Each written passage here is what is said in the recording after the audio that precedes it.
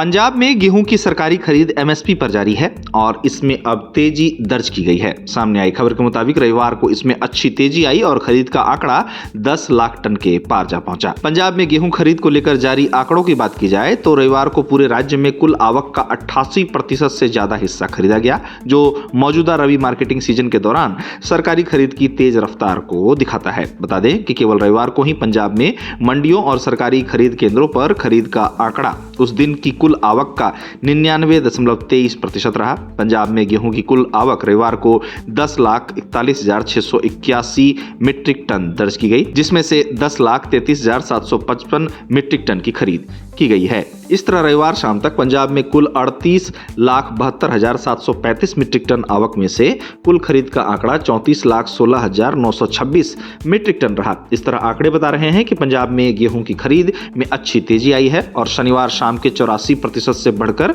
ये आंकड़ा रविवार को 88% तक जा पहुंचा। अब गेहूं की खरीद में आई इस तेजी से किसान भी खुश नजर आ रहे हैं। हालांकि रविवार शाम तक पंजाब में गेहूं की कुल खरीदे गए स्टॉक में से सिर्फ 4,07,826 मीट्रिक टन अनाज ही उठाया जा सका है। इससे भंडारण को लेकर चिंताएं बढ़ती हुई दिख रही हैं। पंजाब में गेहूं खरीद की बात की जाए तो इसकी खरीद में सुस्ती हाल ही में चर्चा में रही है और अब रविवार को खरीद में आई तेजी ने कुछ राहत जरूर दी है। अब खरीद में आई इस तेजी का कारण केंद्र सरकार द्वारा हाल ही में खरीद मानकों में छूट देने को भी बताया जा रहा है, जहां केंद्र सरकार ने पंजाब में गेहूं खरीद के मद्देनजर ओलावृष्टि और वर्षा की वजह से खराब हुई फसलों को लेकर खरीद मानकों में छूट देने का ऐलान किया है। इस ऐलान के तहत सरकार ने सिकुड़े और टूटे दानों पर 20% और चमकहीन दानों पर 80% तक छूट देने का ऐलान किया है। बता दें कि हाल ही में बेमौसम बारिश और ओलावृष्टि के कारण पंजाब में भी गेहूं की फसलों को काफी नुकसान पहुंचा है। नुकसान के मद्देनजर भारतीय खाद्य निगम के अधिकारियों ने हाल ही में राज्य का दौरा कर नुकसान को देखने के बाद खरीद मानकों में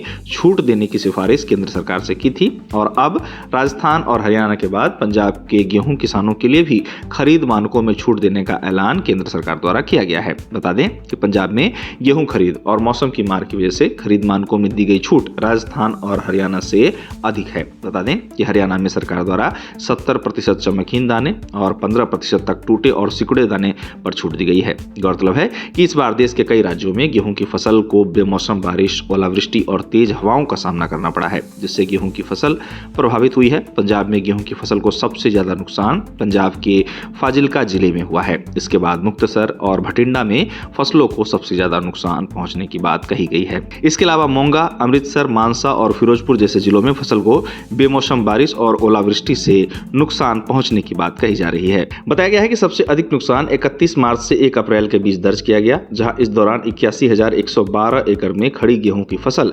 प्रभावित हुई। अब जहां तक गेहूं खरीद की बात है तो पंजाब में गेहूं खरीद 1 अप्रैल से शुरू हुई है, लेकिन गेहूं की धीमी खरीद इस समय चर्चा का विषय भी बनी हुई है। इस बार पंजाब में सरकार द्वारा 30.3 मिलियन टन गेहूं खरीद का लक्ष्य तय किया गया है। गेहूं की एमएसपी पंजाब में 2,585 रुपए प्रति क्विंटल तय की गई है। खरीद के मद्देनजर पंजाब में 10,897 से अधिक खरीद केंद्र और अस्थायी यार्ड बनाए गए हैं। अब पंजाब में रविवार को गेहूं खरीद में आई तेजी क्या आगे भी जारी रहेगी या फिर इसमें कुछ बदलाव आएगा, ये तो आने वाले दिनों में ही पता चल पाएगा।